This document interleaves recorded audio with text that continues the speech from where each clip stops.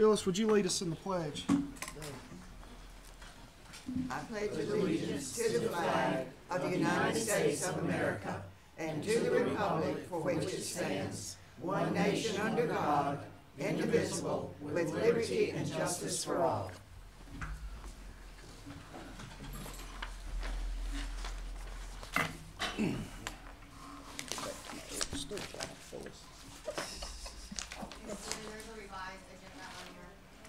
Right.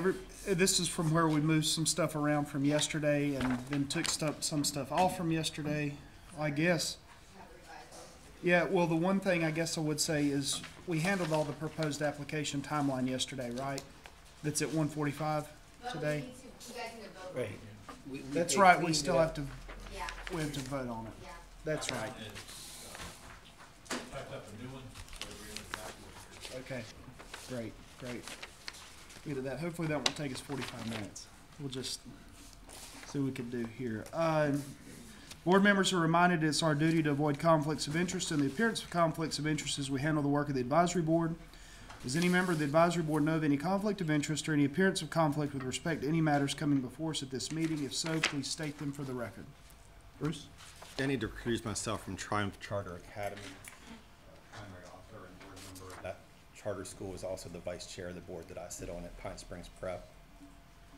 And also, I don't know if we'll be voting on the low performing presentations, but Coastal Academy. If there were to be any votes, I need to recuse myself from that. I'll do the same if there's any discussions about KIPP Halifax. I don't think there'll be any on KIPP Halifax today, but because we don't have the audit yet on KIPP Halifax. I didn't figure it came in from yesterday to today, but yeah, so we won't be handling that. All right. If during the course of the meeting you become aware of any actual or apparent conflict of interest, please bring the matter to the attention of the chair. It will then be your duty to abstain from participating in discussion on the matter and from voting on the matter. The Charter Schools Advisory Board works to ensure the existence of high-quality charter schools in North Carolina. All right, the first item that we'll have up today is the renewal vote for Bradford Prep. Good morning. Good morning. Thank you for allowing me some time on the agenda today. Just wanted to give you an update. I know that we had two schools that were in the process of being discussed. And as of 5 o'clock yesterday, we have not yet received the audit from KIPP Halifax. So we will still not be able to move on that school. However, I have received a letter from Accountability stating that Bradford Preparatory Academy has had a testing irregularity.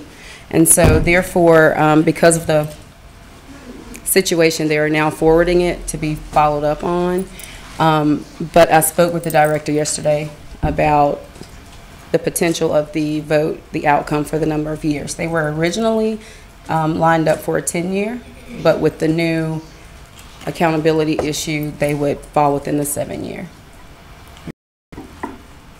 I would move that we recommend to the State Board that Bradford Prep receive a 7-year renewal. Okay. Second that. Got a motion and a second. Do we have any discussion or debate on that? So they meet all the statutory requirements for 7-year? Or They do. They're not currently in compliance with the terms of their charter, so they don't qualify for a 10-year automatic. So that's why they drop down to the 7 and see if they can get everything worked out in 7 years and then get a 10. Because Right. other than this issue, they're a very good quality school, excellent school. All right. Any further discussion or debate? All in favor of the motion, say aye. Aye. Any opposed? The ayes have it, and Bradford Prep will be recommended to the State Board for a 7-year renewal. Thank you. All right, we'll move on into applications. Dr. Allen, you want to give us an update and then call up our first school for clarification today?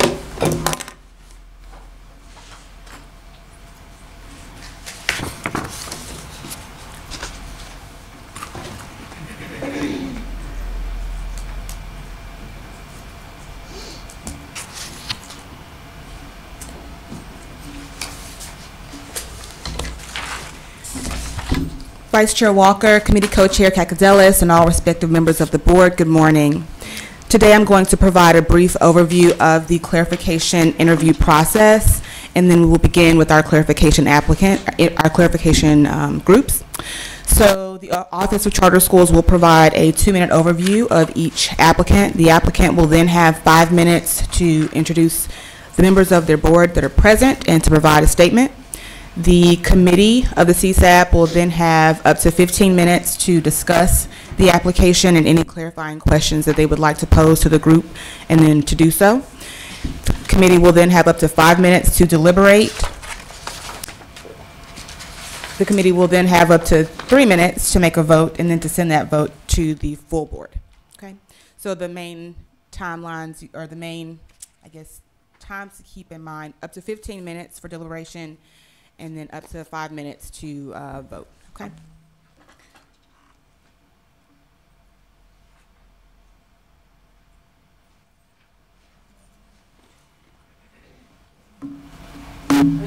Are there any questions about that?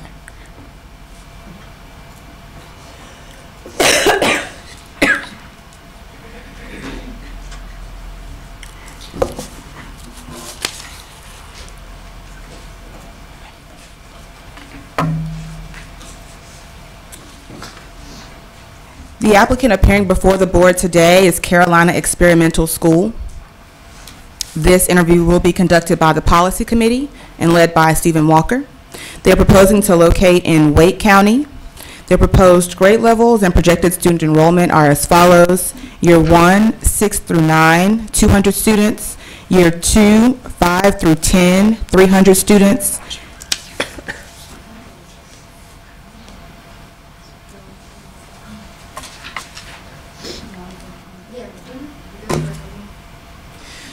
Year 3, 4 through 11, 400 students. Year 4, 3 through 12, 500 students. Year 5, K through 12, 650 students. We did not have an LEA impact statement or due diligence submitted for this application. Pass-fail ratings are as follows. Mission, purposes, and goals, 1 pass, 4 fail. Education plan, 1 pass, 4 fail. Governance and capacity, all pass. Operations, 2 pass, 3 fail. Finance, all pass. This applicant has not submitted a special request. They are a repeat applicant. They did apply last year, but the application was deemed incomplete at clarification. They did not receive assistance from a third party, and the application was deemed complete this year. The applicant now has 5 minutes to provide a statement. If you want to just introduce yourselves and then give us a few minutes pitch of why your school would be important and needed in North Carolina. So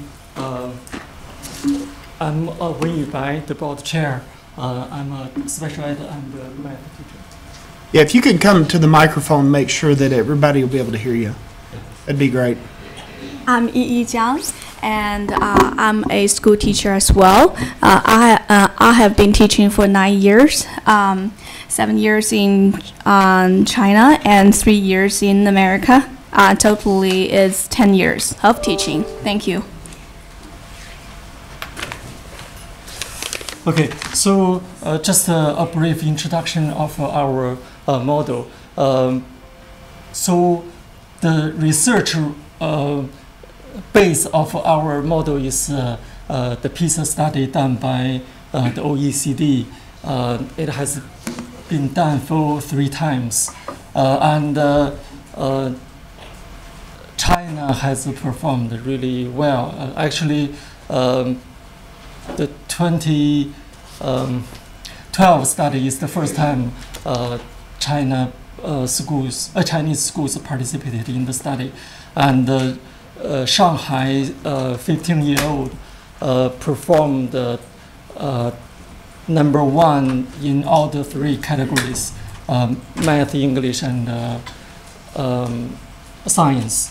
So we, in our mission statement, we said we will adopt the best practice of the world and to set up this charter school. And some evaluators had felt that was too weak, and they thought it's better to be just focus on the Chinese model. But our thinking is, although Chinese model is really effective in improving students' achievement, but it also has its deficiencies. That is the over reliance on assessment testing. So it seems the evaluators ignored the other components of our proposal. That is, we attempted to balance the Chinese model with two American models. That is talent development and the Great Books program. So actually, it's very frustrating. The evaluators, it seems that they are very biased sometimes. Let's say when they saw the word testing or book learning, they felt it too outdated, and then they just, I guess, just want to kill the proposal. And then you see, they just cannot maintain a neutral judgment. So then you see, although, as I said, we really have a balanced three-component proposal, but they just say, oh, if you solely rely on the Chinese model, you solely on testing, blah, blah, blah. So I feel it's really not a fair judgment, evaluation of our proposal. Okay, thank you. We'll talk about it, and for the committee, and that'll be these four and Mr. Hawks. We're going to talk about it, and we have any clarification questions, we'll ask you. So thank you very much. So I want to say something about our mission statement. So some feedback is like, what is the best educational practices in the world? Since I have been a teacher in China for 7 years and the 3 years in America, so I can see both sides. So the pros and cons on both sides. So I don't think like either is superior to each other, but they do have some pros or the strong points that we can use so that we can combine together so that we can make the education better. And also, I have read a lot of books about the Chinese education method and also the Western part. Our thinking is like combine both strong points so that we can make the education better for our students. Yeah, we do admit like that in the Chinese education, we ignore like the differences between the students sometimes, and we overemphasize the test scores. But Chinese students like tend to be more resistant and persistent. Like they don't give up easily, and they test like they have outperformed than many countries in the world. So you know, we kind of like want to combine both like strong points together to make our education better for our children. Okay. Thank you. Thank you. All right. So for the committee, what thoughts do you have on the application? Start with the numbers. Not terribly aggressive initially at 200, but 650 I think is probably.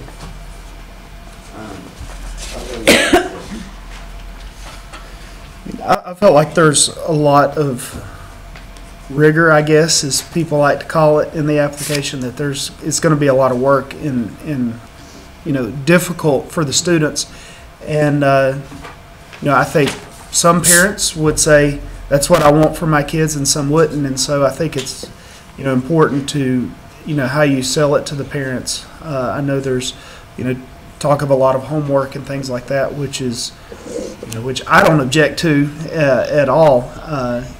Try to work our kids hard, but it makes me, I'm curious as to the 6, 9, and then 5, 10, 4, 11, 3, 12, K 12. Just kind of an interesting way to break out break it out. I would think if you're going from a traditional public school in K-5 and then you come in 6th grade and move from a traditional public school into this, I think there might be a lot of overload. So I guess for a clarification question that I'd have, and I know you addressed it some in the application, why the desire to start 6, 9 instead of, say, K2 and start to get these children into this model early on rather than trying to start with them after they've been in school for 6 years? So if you can answer that question, either one of you. No. Okay. Yes. So the reason, as I said, some evaluators are right. So if you think there is a need to change a student's mindset, then the best way to do that is you develop that mindset early on from kindergarten. But as I mentioned in the proposal, we feel a sense of urgency. So we want to have some results in maybe 3 years or maybe in 5 years, but we cannot wait for 12 years. That's why we want to start in the middle.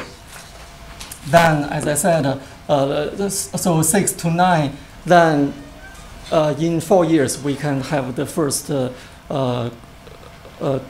college admission results, and then we can demonstrate if transplanting this model from China to America is a good idea or not. Okay. Yeah, and also based on my personal experience, I worked at the Hallbridge School for 3.5 years. They actually had a similar model. They first started as a high school, then going down to middle school, then now to elementary school. Okay. All right, thank you. What else? Any thoughts anybody has, or any clarifying questions? I have one. Sorry, Mr. Chair. I have one again about the inadequate learning at home. That there's one of their tenets is that students' home time use is key to this entire model. And if you're starting at 6 and 9 and you're not developing families within the model, then you're gonna, with a lottery system, you're gonna have families coming into the school that already have whatever it is, their model they've adapted to, and it may not be this model. So what's the how, and how do you get that change? I didn't see that very clearly in the application. What else does anybody have? Mr. Chair, I'm a little concerned that our applicants, well, in the early 70s, before I was asked to leave Boston University, I actually read quite a bit of Edwin Reischauer's books on China, and I'm kind of concerned that our applicants don't really truly appreciate the differences between a homogeneous society like China and a heterogeneous society like the United States. I mean, we're really a circus, a zoo of different ethnicities and races and everything else, and China is much more unified and, again, homogeneous. And I just am concerned that the system that you're wanting to introduce is a little bit too rigorous or constricted for the typical American student, especially starting out at 6th grade. I understand that you're going to be adding a grade and going down a grade each year, which I suppose is good, but I am concerned that you're not fully appreciative of how different these two cultures really are and how difficult this might be to adapt this education model in an American public school setting. And well, in my understanding on the Chinese model as well is basically around what we would call 8th grade. They make a determination if the child is going to continue on in education, or if the child is going to be put on a vocational track to go do that work. And so, the United States has a little bit different thing. We say we're going to educate all children up through 12th grade with compulsory free education that we do.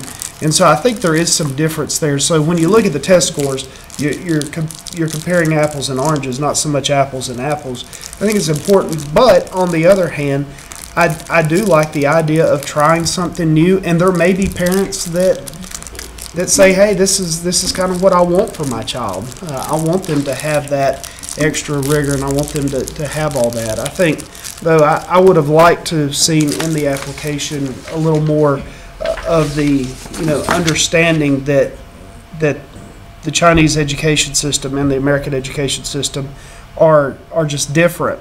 They're different, and so when you compare it, I would just think if the United States only sent our top 40 or 50% of 8th grade students onto high school, we would probably be number one in the world. That's just my guess on everything, because we would we're only sending them up, but we send everybody up because we want to give everybody that opportunity that's there. So I think that I would have liked to have saw at least a kind of more of an acknowledgement of that throughout. But all in all, I mean, I can't complain. You're gonna have. It's gonna be hard for me to complain that they're gonna make the kids work too hard. I guess that's just, I don't think it's make kids work too hard. I think that as a culture, we value some other things too. We value whole child, and so we value that our children are involved in sports, and we value that our kids are involved in extracurricular activities. And my experience has been that when we provide so much work that has to be done outside of school, that children are not able to do those things, that parents have issues with that they want their kids to be able to do other things, and that not that they object to homework, they object to their children not being able to, not having the time to do some of those other things. And I think that's something that's valued highly in our culture, and I don't think that I see that there. And that I guess does go to my concern about enrollment. Even if you had the parents in, are they going to start withdrawing? I don't know, and that's I guess that's a concern that I have. Yeah, I think it's key, the marketing, because parents would need to know coming in, this is what it is. And again, even attracting those students and parents, I think is going to be difficult, given the area that it's in too. But I think it's an innovative idea. I just don't. I guess I would like to have seen more surveys that show that there's a demand for it. I didn't really see evidence of that. Have y'all done any surveys? Can you tell us more about the surveys or the demand that you have? Have you had a lot of parents contact you and say, we want this school? Any kind of surveys you've done, organizational meetings, anything like that? Yeah, we have a survey result in the appendix, and actually, let's say the marketing part.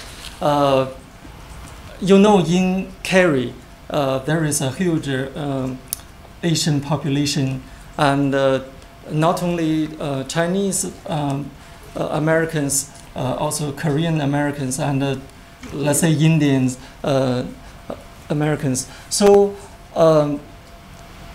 what the Asian culture have in common is generally they have a long history, and when they have a long history, let's say they have so many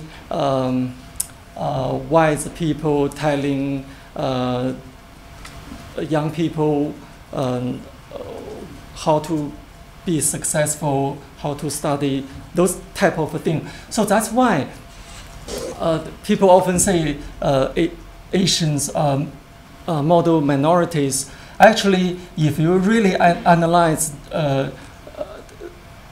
why it's like that, it's really they have that cultural capital carrying with them. So when they move here, let's say they may be very poor, just with a few dollars, and then they were a free grade levels behind the current level, or they may not even speak English well. But after a few years, they catch up, and then when they are ready to go to college, they often become some of the best students in the class.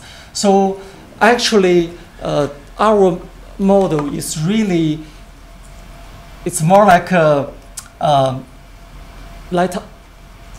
other American students also benefit from this cultural capital.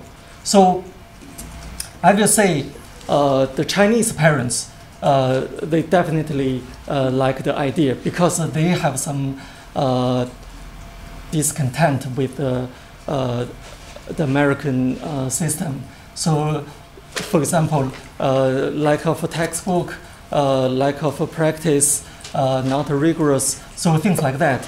So actually, some parents just they know something about this charter school thing, and then they go to the website to read those proposals. And some parents, they called me and to talk with me more about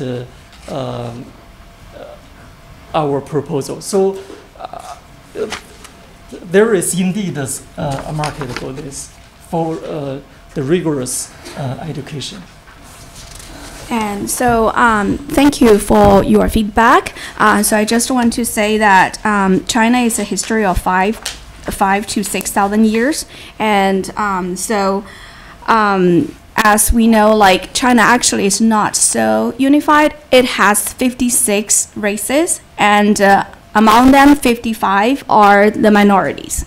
So it's very complex country as well. So if you think about in Mongolia, Xinjiang, Tibet, those kind of like policies, and also Hong Kong, you take all the China into a whole picture, you can see the complexities there. So there are 55 minorities, not just like unified country. So it's not that easy. So, but in China, the minorities treated better than the majorities actually. So our concern is that because we see the differences between the two education systems, so we value both. So we want to combine both. We don't say we just take scores into consideration. We ignore the whole child. We do value the whole child. We do want our child to be succeed, and then we do understand not every child can like score or outperform like in the grades. Every child has its own talent, and every child should be and deserve to be challenged every day, every single day, no matter is the normal kid or the kids with special needs. So we do value our special need children, and we do care about each child. So we are not here to ignore the differences, and we're not here to just say we just want to do the education in the Chinese way. We want to combine the both shining points together to benefit our like children here more, because it's easy for us that who have been like in both countries for a long time, so to see the both sides. So for my child, so I have a little child that I don't want him to be just in America. I want him to spend some years in America, some years in China, some years in another country, so that their view of thinking will be different. So that's our point. Thank you. Thank you. All right, anything else? One of the concerns I had, this is just a general question because I wasn't sure. Part of the app says that part of what they'll do today, the kids are required to clean the bathrooms. Is that something we can even ask kids to do? I just didn't know. Like, Can a school require the kids to clean the bathrooms?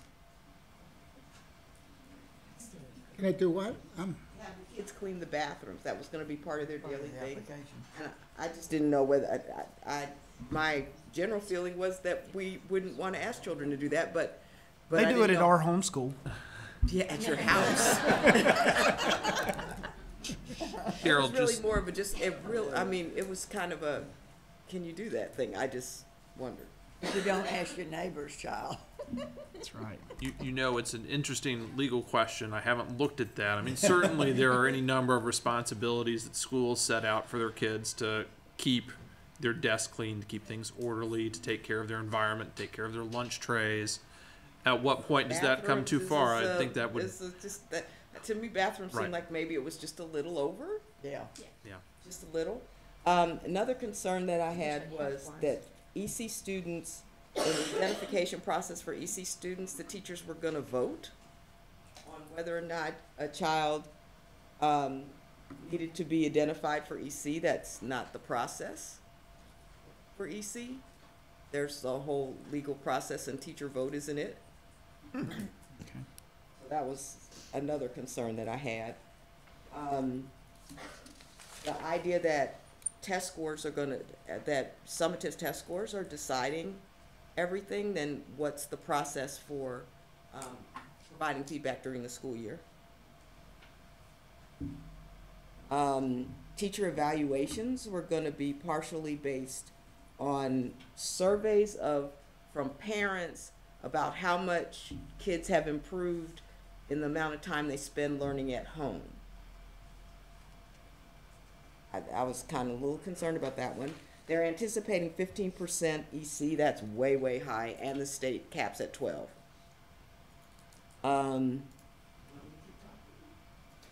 Well, let's do this. We've got about 1 more minute for any clarification questions before we just deliberate as a committee and then get something over to the full board. So does anybody have any more clarification questions?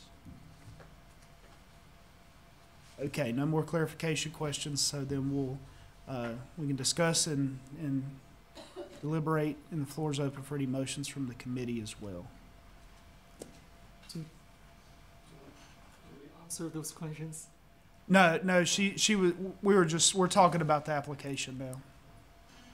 I think it's an interesting concept. K-12 would be 50 students per grade. I think it's something that maybe we could look at as a full interview and ask more of these deep dive questions. So I make a motion that we move Carolina Experimental to full interview. Okay, we have a motion for a full interview. Second. We have a second on that.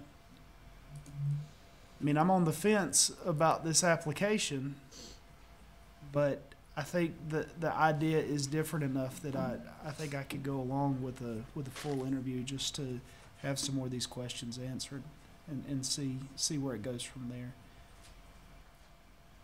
Anybody else? All right, we have a Mr. motion and a Chair. second. Mr. Hawks? I hope the applicants, if they come back for a full interview, will understand that the Chinese model may focus on academics, but the American public education model has a whole lot of other agendas in it that are not necessarily academic, as Cheryl was pointing out. And I hope you all appreciate that when you come back for your full interview, if that's the outcome here, that it's not just academics. It's a blend that you're going to have to deal with. All right, any further discussion or debate? We have a motion and a second to recommend to the full board to bring him back for an interview. All in favor? Any opposed? All right, then I'll move on behalf of the policy committee to the full board that we bring Carolina Experimental back for a full interview next month. Do we have a second? A second. All right, we got a motion and a second. Any discussion or debate?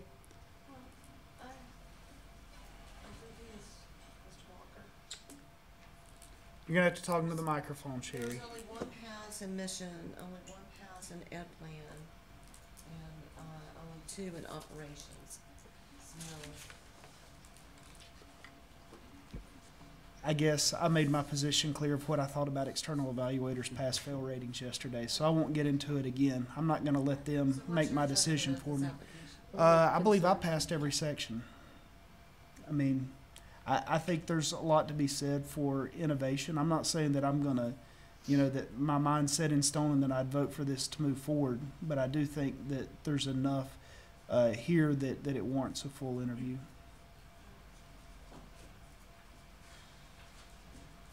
All right, we have a motion to second. Any further discussion?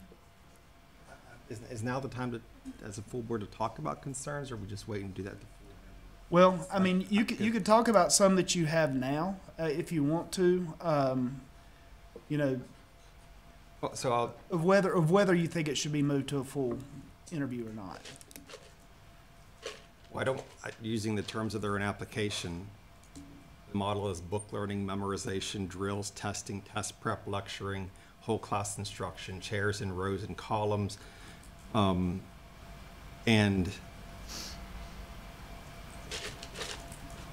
the final exam being the sole measure of mastery. That's not innovation in my book. That's the exact learning model we're trying to break away from to have innovative charter schools. That's just my opinion. Having not read the application, Cheryl, your concerns seemed alarming to me, and an interview would help you get past those. The answers. I'm sorry, what did you say? Sorry. She said, "I'll get answers. I'll get answers." But they're bound by what's written in the charter, which are the things you just read out loud. So I'm confused. Well, I guess if they can explain what some of this stuff, maybe I'll give you an example. Okay. The young lady, the things that she's saying, I didn't see those things in the app. When she talks about their desire to mix the two, I didn't see that in the app. And so if they can show me where that stuff is really what they're planning to do, I might be more open to it. I'm not feeling like what I read in the app is something we would really want to push. I'm in the same boat. That's where I'm at too. Yeah, I'm struggling, especially starting with 6th grade, especially that. But if the committee wants for a full interview, I'm willing to hear a full interview and hear them explain that more. But that's right now. That to me would be that would be a deal breaker. I would not go for that because the model is so different from what we expect here. Well, I'm going to keep us on track unless anybody has a burning desire. Nobody has to vote any way that they don't want to vote. So, we'll go ahead and vote on this. So we have a motion and a second to bring them for a full interview. All in favor, raise your hand. Okay. All opposed? All right, so the motion does carry. So we'll see you right on time. We'll see you next. We'll see you next month for an interview. We'll get a whole hour with you next time. Sort of. All right, we got Triumph Charter Academy, and Linda Lynn will be working that one.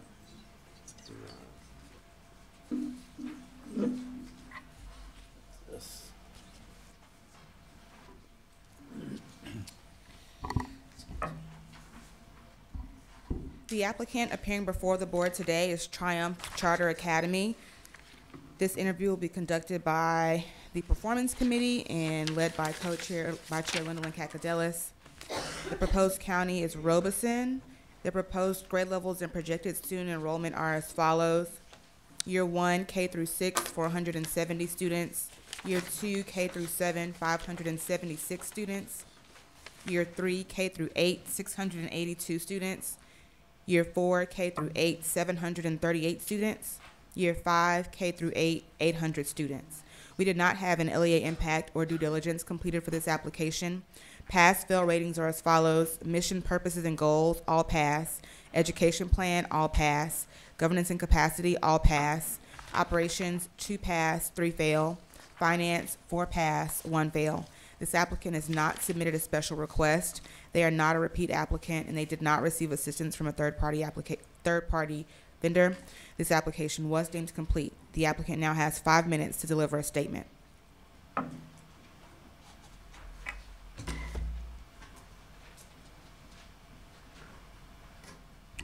Good morning, and thank you, Vice Chairman Walker and members of the School Advisory Board.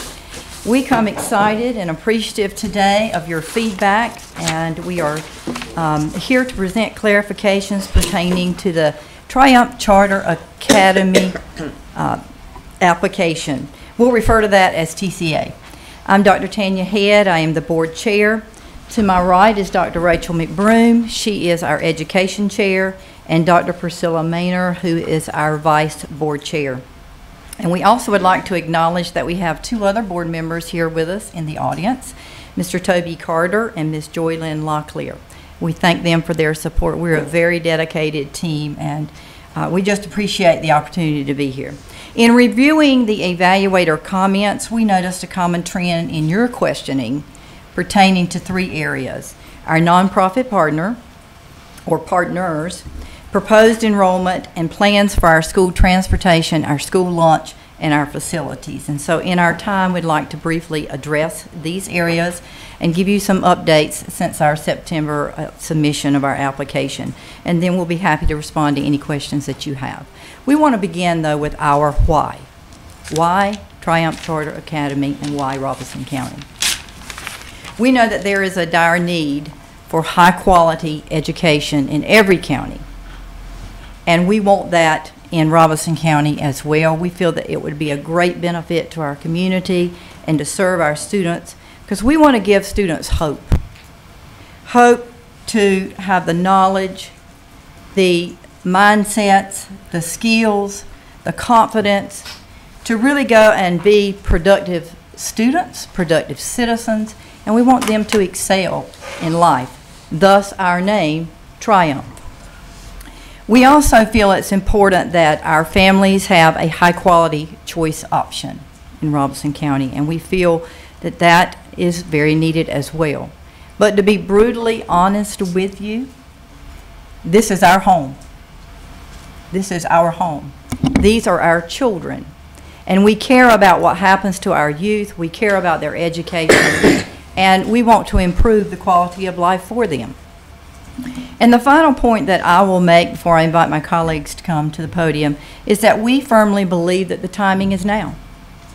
Represented on our board, we have strong community partners. We have a lot of expertise on our board, a lot of years experience total in education and in community work.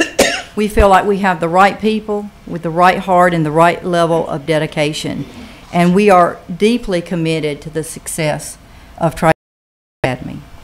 So at this time, I'll turn it over to my colleagues who will give you some additional updates.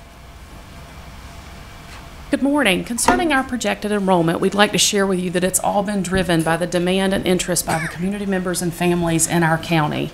Over the past few years, the local school system has seen a decline of approximately 1,500 students for a variety of reasons. However, what cannot be ignored is that many parents, despite the hardships it creates, are electing to send their children to charter schools outside of Robeson County, private schools outside of Robeson County and the state of North Carolina, or homeschooling their children. Since submitting our application, we've held an additional community interest meeting and continued to collect survey responses.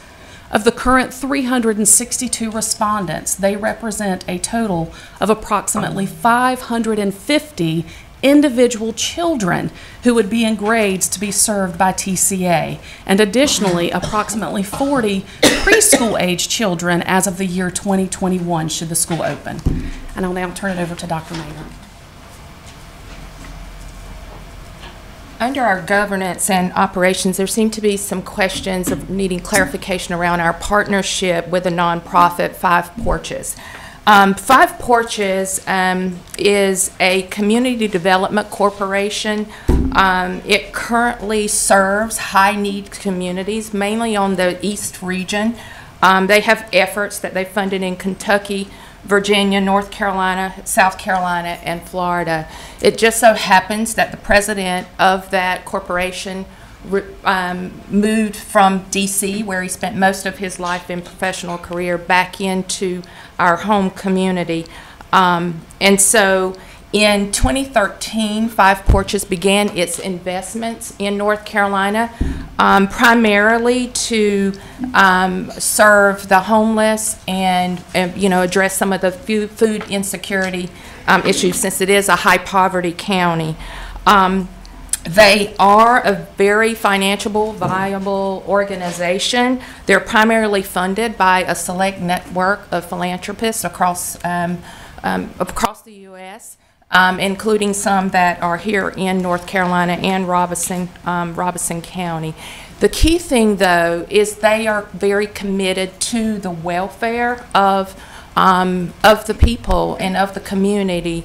And so, therefore, education is one of their priorities, and they have agreed to a very generous financial support to ensure that TCA, or the Empowered Ed group, has what is needed to support the operational needs and ensure a successful startup as well as sustainability long term. Can I ask you a question about that? Yes. So yes, the first 3 years, I believe, they're going to put a lot of money into the school. Right. Is that a loan base or? No, it's totally grant. in-kind grant. Yeah, driven by that. Good question. Tied to that was the school transportation and the nutrition program. And there was some of the areas and points that were unclear about that. So the primary source for transportation will be parent transport. However, because of the location and the student population that we're going to be drawing from, we know that there will be cases where students, it may create a hardship for families. So that's where Five Porches is really committed to supporting, to ensure that TCA can follow through on its commitment to ensure that no child will be presented with any barriers if they choose or wish to attend Triumph Charter Academy. So we have made arrangements to offer a cluster stop transportation. Based on our surveys, our first question was based on zip code. So we were able to take that data to determine, well, where geographically in the county are those, where is the high interest based on the survey feedback. So we determined around 4 locations, because Robeson County is the largest county by geographic square mileage. We have 4 locations, and so a cluster stop arrangement has been made, and that will be funded and supported by our nonprofit partner. Okay. Okay. Oh, go ahead. Yeah. Lastly, I was going to shift into facilities, because we do have a significant update as it relates to facilities and our plan that was indicated in the application on page 655. At the time of application, our board, in partnership with Five Porches, but also with a faith-based organization, Greater Hope International Church, we were engaged in a process of negotiating to secure an existing facility, which was owned by the Walton Corporation and the Walton Foundation, which was a Sam's Club that recently closed in the county. The plan was to, be used for multi-purpose with those entities, with the church, and it allowed us to, and it was going to allow us an opportunity to do some shared space, gym, and those types of things. However, that proposal is off the table. Which was a win-win and also good for TCA, because number one, economically, the the end result is favorable to the county. The Walton Foundation and Corporation has decided to reopen the SAMS facility, which is going to bring jobs back into the county. The plus for TCA is that we now have a relationship with the Walton Foundation, and who happens to be the largest charter school funder, and their priority is charter schools in rural areas that meet the demographics of our county. We did, as stated in our application, now our contingency plan is our Plan A, and we are going to move towards new construction. And as in our contingency plan, we indicated at the time we had started early last year in looking at properties which were identified. So there has been significant progress made in that area, and I can add and answer any questions as it relates to that progress. Okay, because we're getting into more of the full interview, I think, right now. Clarifying, yeah. Did you get what you wanted to do? Well, I'm still concerned about I understand the interest and one, I know this area is absolutely destitute when it comes to education. Mm-hmm. And so I'm sure that the need is there. I'm just concerned with K-6 in year one with almost 500 students. So, but that's something we can drill down more on during right. the application. That was a concern too. Yeah, my questions were around the partnerships. So it looks like maybe now there will not be a partnership with the church. There will not be. That is correct. Let me follow up with that. So Five Porches has nothing to do with the church. That's totally separate. Five Porches is a community, nonprofit community development. Uh-huh. They would work with the church, but they would also work with us. There would be some support through that organization for our transportation, as Dr. Maynard just said, our transportation, our school lunches, identifying those students who are in high poverty needs situations. That's through Five Porches. That's through Five Porches. Are there any members of your board who are also members of the Five Porches organization? No. No. No. Okay. I think if it does move forward, we really want to see those intent for that enrollment. That's a really high enrollment for the county, and even going to 800 by year 5. That's It's just the aggressive grade span too. Right. I mean, because you're talking about primary and Middle school. elementary and middle. Mm-hmm. And you're moving from,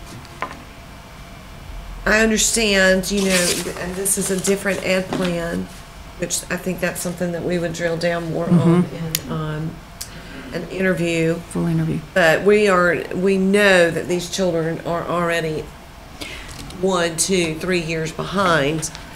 And you're talking about a new ed plan and testing.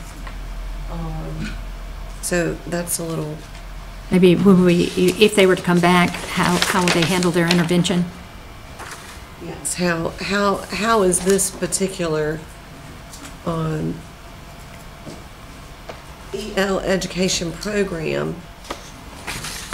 Is that, I mean, I looked it up online and it talks about the principles. So to me, that's like a model, but what's the particular curriculum that's going to be supportive? And then, was this the trans something STEM? Trans-STEM. Transdisciplinary STEM. You know, that'll be more of like a full interview. Interview question. Right. Just be prepared. Yes. But yes, also throwing that. And then the STEM, in the application itself, STEM nor technology were mentioned in the mission statement. So I did have one. Let's clarify. Oh, the organizational chart. It's like a web, and the TCABAN, which is your Board Advisory Network. I didn't really understand that relationship. That's very confusing the way that's laid out. Okay. That would be clarifying. Okay, go ahead and do that. We've got a little bit of time. Somebody clarify that. Do that now? How, yes, Mhm. how Yeah. that's. Okay, so we have the Empowered Ed, which is the TCA That's you board. guys. That's us. Obviously, there's certain expertise and experience that you need, legal and all of that. And although we did interview 3 different attorneys, none of them felt that they could make a commitment to a full board in TCA. So what we decided was they offered to offer assistance and guidance and direction, particularly if we get into contract situations and those types of things. So what we decided was to have for our board an advisory type group that would have some of that expertise. So right now we have a commitment from an attorney. We have a commitment from someone who has experience in construction and real estate.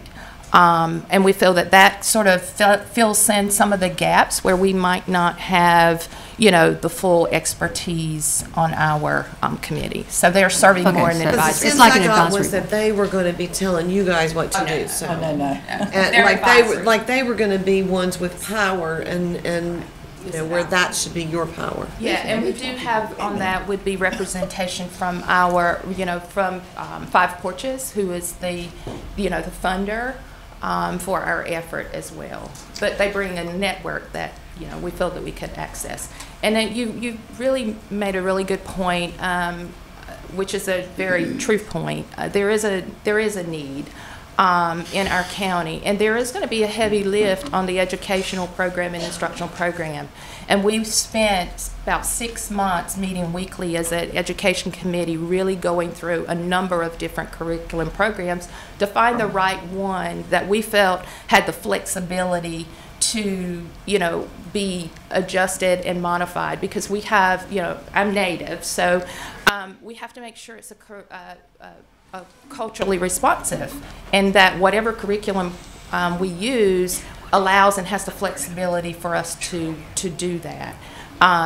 We feel that our population will mirror the county, and right now the 2 populations is Native American, and second followed by Hispanics, and then African American, and then white. So we want an all-inclusive school, but we want it to be culturally appropriate as well. Okay, go ahead. You're gonna... Yeah, I expect we'll see you next month. I don't get a chance to vote, but I love what I see. Please be prepared next month if you do come back to talk more about the budget. Schools would die for that huge surplus that you're projecting, but then there's a lot of expenses that aren't laid out in the budget. So please be prepared to elaborate. Can I just make a statement about that and then make a motion? Yes, why don't you do that and you can make a motion so we can move ahead. I think, so the money that you're going to be receiving from Five Porches, you listed in your revenues, but you didn't spend it out in your expenditures. So my suggestion is to go back and look at all those comments on the budget and if they can, bring a revised budget, because there are huge gaps in expenditures, and I believe your operations, which you talked about, the transportation, those were things that were all misunderstood because of that financing.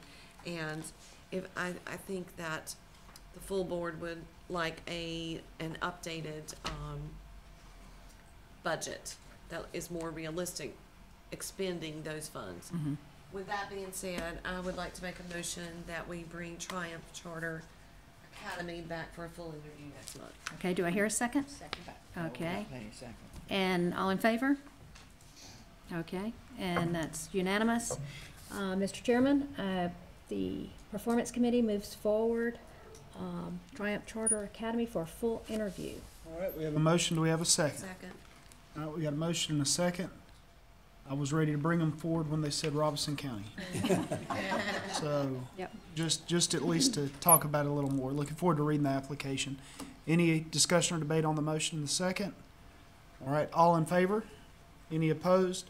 And we will note that Mr. Friend was recused in this. Please note that in the minutes.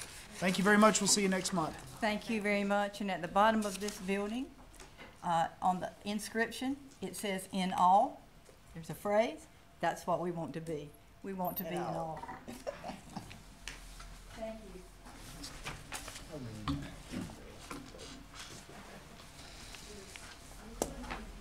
Yeah, let's move on to one more clarification, then we'll take a break unless anybody's dying. We've only been at it an hour. Got through two. Verizon time. It's Verizon time. Yeah. 1 hour Verizon time. All right, we're going to move on to CE Academy. The applicant appearing before the board today is CE Academy.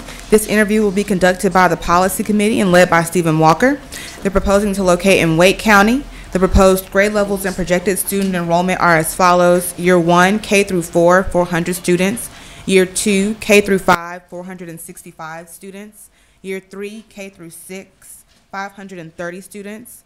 Year 4, K through 7, 595 students. Year 5, K through 8, 660 students. We did not have an LEA impact or due diligence completed for this application. Pass-fail ratings are as follows. Mission, purposes, and goals, 2 pass, 3 fail. Education plan, all pass. Governance and capacity, all pass. Operations, 4 pass, 1 fail. Finance, 4 pass, 1 fail. This applicant did not submit a special request. They are a repeat applicant. They previously received a clarification interview. They did not receive assistance from a third party, and this application was deemed complete. The applicant now has 5 minutes to deliver a statement. Thank you. Vice Chair Walker, esteemed members of the board, it's a privilege for me to be before you today. My name is Bryce Roberts. I'm Senior Marketing Manager at Oracle Bronto, and I serve on the board for CE Academy in the capacity of student acquisition, messaging, and branding advisor to them. As a North Carolina native, I've benefited my whole career and life with public instruction in North Carolina, all the way through an MBA at State and an interdisciplinary program at Appalachian State for my undergrad, where I was able to learn Chinese overseas through a study abroad program through immersion. So I have a personal heart for the mission of this academy. With my family and Carrie being bilingual and mixed as well, I just have a personal commitment to what they're trying to do. And just to repeat that, the mission of CE Academy is to create an English-Chinese learning community open to students of all backgrounds to achieve bilingual proficiency, academic excellence, and cultural diversity awareness to help them succeed in an area of globalization. Okay. Do you have any other board members with you today? Sure do. Yep. Yeah, and y'all can introduce yourself if you want to. You really don't need to. Just wanted to make sure that, if we have specific questions that you're more suited to answer, then feel free to come up. You can come up and sit at the front if you want to. Great. Yeah, we should have all the key areas covered. Yeah. Awesome. All right. Let's talk about this application a little bit. I remember it from last year, and I think it was much improved over last year's application. I thought it looked a lot better, and the comments that people have made, both the board and the external evaluators, were pretty positive on this. Concern about it at this point is the numbers. The numbers are very, very ambitious. That was mine too. I mean, you're talking about the program looked good. I think they fixed a lot of stuff from last year, but I do think the numbers are way ambitious. 80 students per grade is going to be tough to meet, and it's going to be a. I really do like the idea, but I think 400 in year 1 is going to be a tough sell. And I think we need to, if we do a full interview, I think we really need to drill down on the marketing, because I think the education plan and everything else is just really well thought out. Anybody else? Anybody have any clarifying questions that they need to ask the board?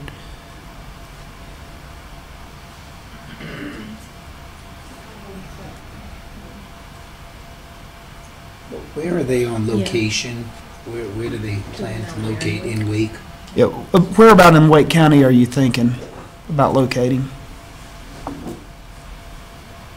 This made me think it was around Cary. Oh yeah, my name is Daniel Chen. Yeah, I'm a commercial realtor at SVN, HPW Commercial, and I'm one of the board member in charge of the facility. Mainly, we are looking in the Wake County, especially along the 55 and in Cary area. And right now, our thought is that we have approached 3 third-party companies, and basically they will provide funding and build it for us, and then we are going to lease it for several years, and eventually we will own it. And with this kind of plan, we already identify several land in your hand, and then once this is approved, then we will start the bidding process, and then start the building process. And meanwhile, if in case the building is not complete at that time, then we will lease temporary space first. Okay, so basically Cary Apex area? Yes. Okay. All right, thank you for that. Yeah, I think that's, I think it's always better in that area of Wake County if you can find something existing and use it. I think people that have tried to build out there recently have found it is very difficult to get the permitting and the zoning and everything that you need. So, you know, if y'all do move forward, I think that's a suggestion that probably everybody on the board would have. Try to find something that's existing that'll work for your first couple years while you fight for 4 years with local government to get something built. So, yeah, any other clarifying questions anybody has? CE stand for? What does CE stand for? Chinese English. Oh, okay. Oh, that's easy. It was Chinese English. Very good. Okay. Any other questions? GE Academy, Chinese. All right, if the... I make a motion that we move forward CE Academy. All right, we have a motion in the committee for CE Academy moving forward for a full interview. Do we have a second? Second. All right, we have a motion and a second. Any further discussion or debate in the committee?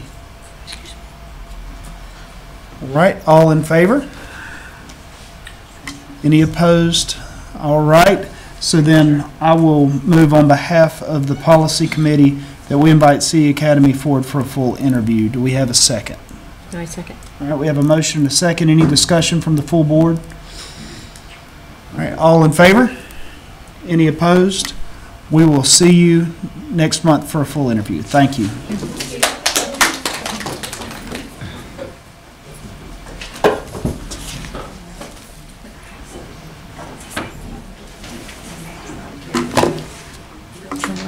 Okay, let's take a little bit of a break. Do we have the Wendell Falls people here? Okay, so we got all right. So what we'll do? Let's take a break. Let's take a 13-minute break till 10:20 Verizon Standard Time. Does that work? Mr. Chair, I got a question. Since both of these schools have the same board, the same business model, would it not be more efficient to do them both together? I think just to keep our process that we need to do them separately because they are in different locations. I think if you do them, because there may be some on the board that think we should vote yes for one and no for another, or no for both or yes for both. And I think that it would be beneficial just that we go ahead and evaluate them separately. I would think that my guess is Wendell Falls would take a lot longer than North Raleigh because you'll have a lot of the same questions and they'll be answered with the same board. But I think we have to, I think just with our process, we need to do it separately. Okay, thank you. Yeah, thank you. All right, so we will break then till 10:20 according to my phone, which is 12 more minutes.